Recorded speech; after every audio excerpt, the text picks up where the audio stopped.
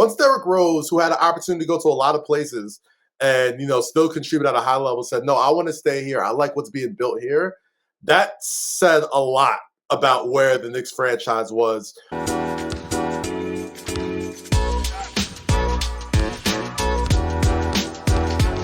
So I want to talk about your New York Knicks, and they're a very fascinating team to watch. What's kind of the end game for this team? The end game being the Knicks winning the title, but there's some steps in order to make that happen. So what are your kind of expectations for this season overall, especially when they hit the playoffs? I said it in the beginning of the year. One of my first shows on Counted was, I think I had my friend Danny LaPriore, who's a stand-up comedian, and we go to a lot of Knicks. Well, we talk a lot of Knicks before, but I go to a lot of Knicks games. And he asked me, like, how far away are the Knicks? I'm like, I don't think they're that far away. Like, I think that they're well set up as far as, not trading for Donovan Mitchell, not really mortgaging their future off rip. Even if this was a terrible season, they still got all those picks that they got from Dallas and all of their own picks. So even if they were not going to have a good season, they still had opportunity to build for the future. Now, add to the fact that Emmanuel quickly has taken a step up. Julius Randle has returned to all-star form. Jalen Brunson is the biggest offseason impact signing in the NBA this year. He's probably in the mix for most improved player. Emmanuel quickly in the mix for sixth man of the year. Tom Thibodeau got himself out of coaching purgatory, which is hard to do in New York City. Like, when the fans want your head on a stick, it's almost a matter of time before it happens. But Tom Thibodeau, Harlem shook out the pressure, and, he's got the Knicks playing very well. On top of that, man, like, some very underrated things about this Knicks team that makes me see that they're going to, be good in the future is just the way that they've treated guys like Evan Fournier and Derrick Rose, right? These are guys that in the past you would think were just typical Tom Thibodeau guys, veterans, people that have been there before, and Knicks fans have kind of seen it for a long time. But the fact that they kind of stayed ready all year, and veterans are so important in the NBA. I don't think a lot of people really, even if they don't play, like, veterans are so important as far as, like, establishing a culture for a team. And the Knicks veteran is Derrick Rose, one of the most respected, beloved NBA figures in the entire. You're a Chicago Bulls fan. You know how much love we all have for Derrick Rose. You know what I'm saying? And True. He's kind of adopted this sort of like hood Yoda of like the youth guards in the NBA, where it's like I watch.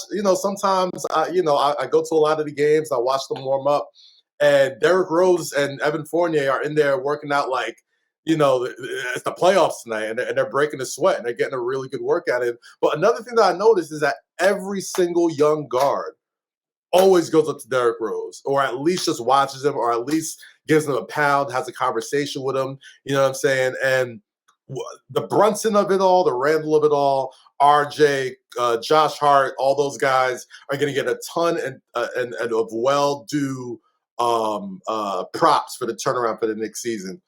But I think the fact that once Derrick Rose, who had an opportunity to go to a lot of places and, still contribute at a high level, said, no, I want to stay here. I like what's being built here. That said a lot about where the Knicks franchise was 4 years ago when, it was free agency season and the Knicks, didn't get the big prizes as they were called 4 years ago. I think the Knicks kind of made out better than the Nets because of that. But I would say that the Knicks right now are built for not just success this year, but sustained success in the future. I feel like they're kind of already playing with house money. I don't necessarily think that. I think after they beat the Celtics for the third time, they kind of put the NBA on notice. So now expectations are raised. But I would love for them to get out the first round. Getting out the first round should be priority number one.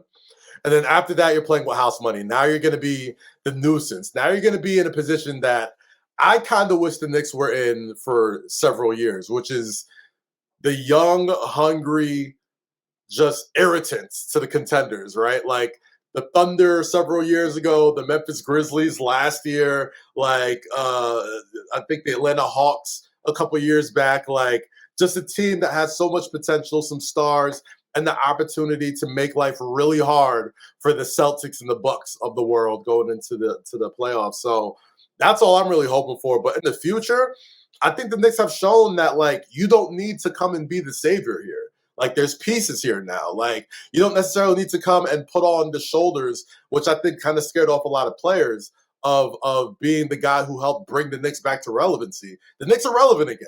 You don't necessarily need to do all that. So I think now they're in the best shape that they've been in my adult life to be an attractive organization.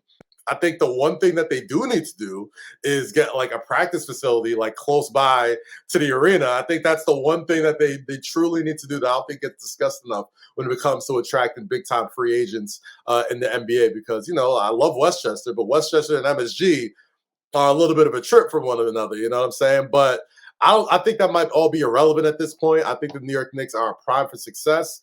And there's some very important free agents, some very impactful free agents that will be available or might be available in the next 2 years that I think fit in perfectly for the New York Knicks to at least be taken as a serious contender in the NBA. Anyone in particular you have your sights on? If if you could take your pick.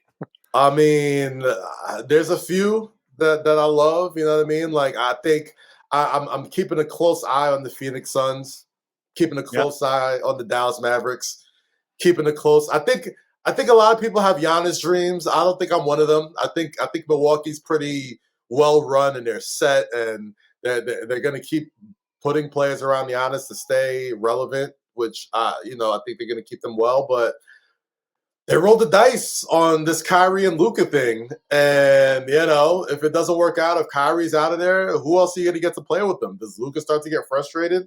Does he start to want that old thing back with Jalen Brunson and be like, hey, man, like, it'll be nice to figure this out and get us back on track? Maybe. Devin Booker. I mean, if the KD Chris Paul thing doesn't work out, if DeAndre Ayton continues to kind of be an up and down sort of player, who knows where he wants to end up in a couple of years? You know what I'm saying? So those are the places that I have my eyes on as far as like attracting a marquee player in the next several years for the New York Knicks.